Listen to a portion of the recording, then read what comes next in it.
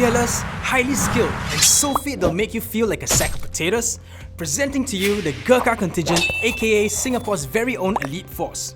In 2015, a driver under the influence literally gate-crashed a high-security international event at Shangri-La Hotel. The Gurkha marksman on duty stood his ground in front of the speeding vehicle and shot the driver right through his windscreen. Apparently, Gurkhas handle weapons better than how most mere mortals handle chopsticks. So you must be wondering, what else makes the Gurkhas the auto first-choice bodyguards for foreign VIPs like Donald Trump? We first have to go back in time to a dark part of Singapore's history. The date is 21st July 1964.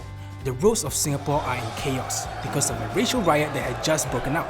Tensions were so high that Malay and Chinese policemen closed one eye when they saw someone from their own race fighting other races. Because of this, every patrol team had a Gurkha appointed as a neutral third party to accompany one Chinese and one Malay policeman. During a racial event that killed more than 20 people and injured more than 450 others, the Gurkhas helped to keep things in check. Over the years, Gurkhas have earned so much street cred that even the late Prime Minister Lee Kuan Yew trusted them to guard his house at Oxley Road. If that's not the highest stamp of approval, we don't know what is. But after looking into how hard Gurkha hopefuls hustle during the selection process, it's really no wonder they're so well regarded. Just imagine a bunch of 16 or 17-year-old kiddos climbing a 5 km high hill while carrying 25 kg worth of rocks, and they need to do all of this under 48 minutes. Meanwhile, here we are complaining about our NAFA tests. Not only that, candidates also have to memorize Gurkha history and power through rounds of interviews.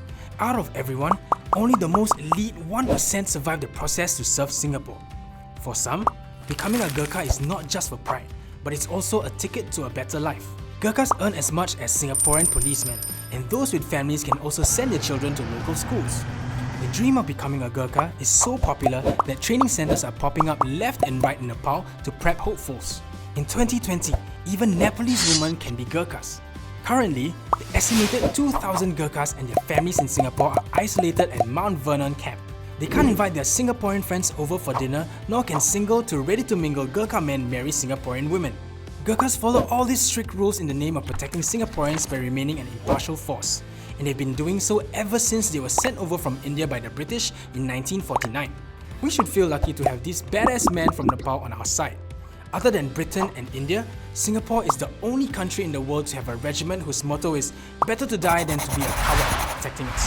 Perhaps Singaporeans can learn a thing or two from the Gurkhas' hardcore discipline and hustle, and once we do, maybe then we'll complain less about our first world problems.